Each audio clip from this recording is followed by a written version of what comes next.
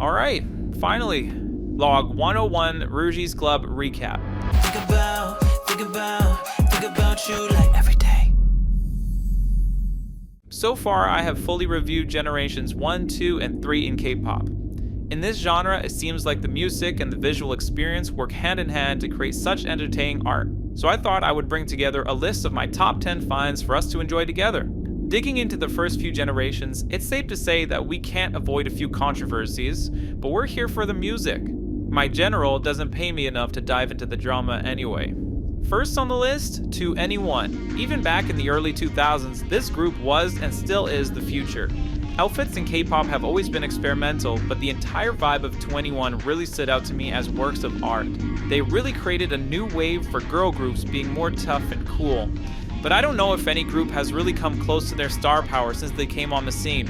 I will say that even though they were a group, CL stood out as the fierce leader and really created such a cool sound that can be identified in any song. My favorite moment was watching the music video to Lollipop, where I was introduced to Big Bang for the first time. Looking back through the logs, I can say that this felt like a cartoon crossover. You know, like back in the day you had maybe Fairly Odd Parents and, I don't know, SpongeBob.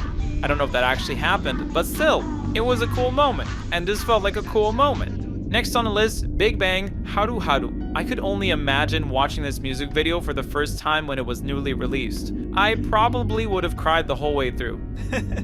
I mean, the story was so dense. I couldn't believe that Big Bang could pull off a movie in just 5 minutes. If you haven't seen it, let me fill you in. Two best friends fall in love with the same girl, it gets sticky, they fight, and I mean really fight.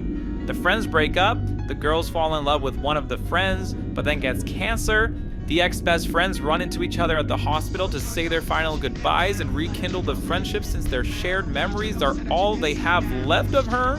Ugh, if that was made today, it would have won an Oscar. Big Bang is definitely at the top of my list, but I think they're definitely better off without Seung Lee.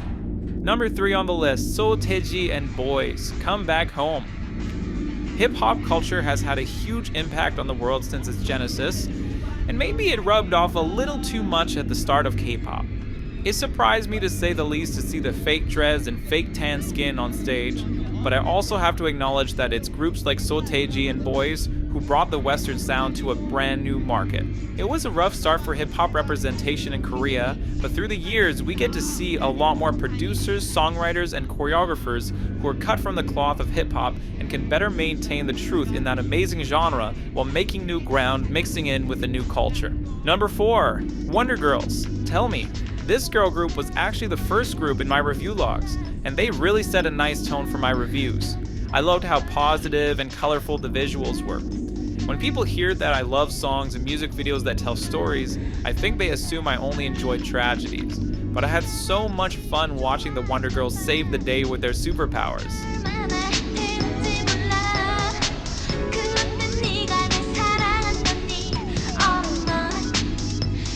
It's the perfect and honest silly, and the song is so smooth and bubbly.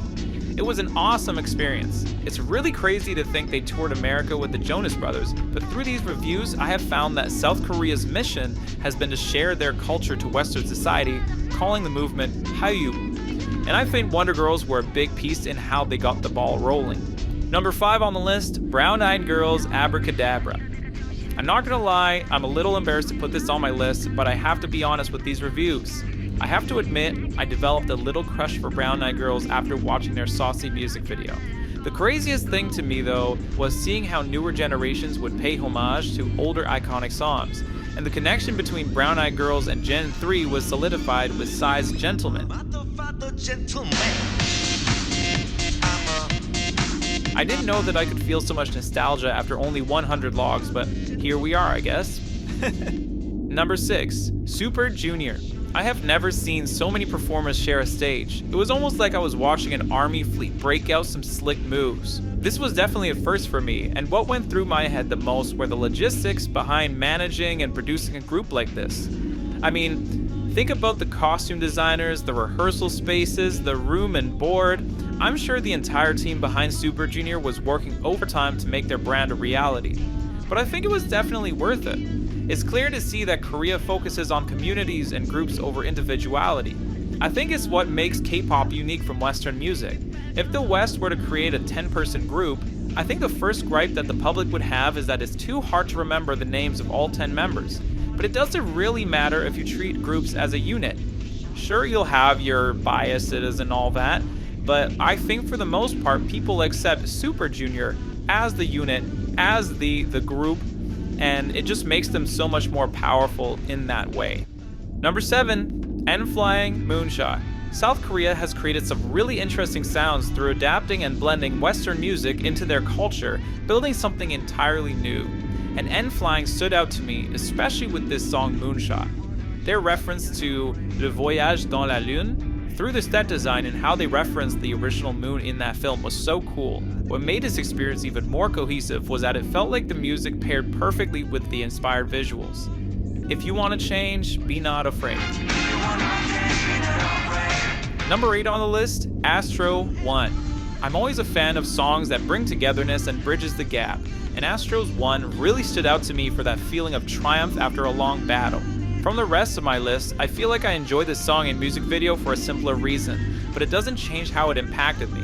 I love the melody, the beat, and the choreography looks great. Through my research with this group, I found out that one of the members unfortunately passed. So I'm sending out some love their way because I'm sure that it hasn't been easy to be ASTRO when a member is no longer with them. I hope you can join me in sending them some love. Number 9, Dreamcatcher. Every single time that I reviewed a Dreamcatcher song, I didn't know what to expect. They seamlessly flow from rock to electronic and all the way down to ballads. I really enjoyed the vocals of this group as well as how they also defy the usual characteristics of a K-pop group. My favorite songs of theirs so far has been Bon Voyage, Odd Eye, and Poison Love. I went down a little bit of a rabbit hole and I found out that this group has pretty deep lore about these beings trying to save their planet from destruction, and just like that, I became a fan. Finally, number 10, NCT. This group is what has gotten me through this review process. I'm obsessed! How can one group have so many unique bangers? NCT is so cool, especially in how they divide their group into subunits, creating completely different sounds that people can indulge in. NCT Dream has had a really playful feel, while NCT 127 is a lot more mature and cool. Both subunits have their own draw, and it's just so cool to see how they're expanding. I'm so impressed by how experimental some of these songs can get, like Sicker, for example. The key changes so often, and the flute sample is pretty jarring, but I just love the exploration that happens within this group. I found that NCT stands for Neo Culture Technology, and they really embody that energy. Which song is your favorite? This has been the Generation 1, 2, and 3 recap. I still have lots more to do, but I know that Mars is just one mission away. Stay curious, stay creative, and of course, stay ROUGIE. Think about you like every day. Think about you like every day.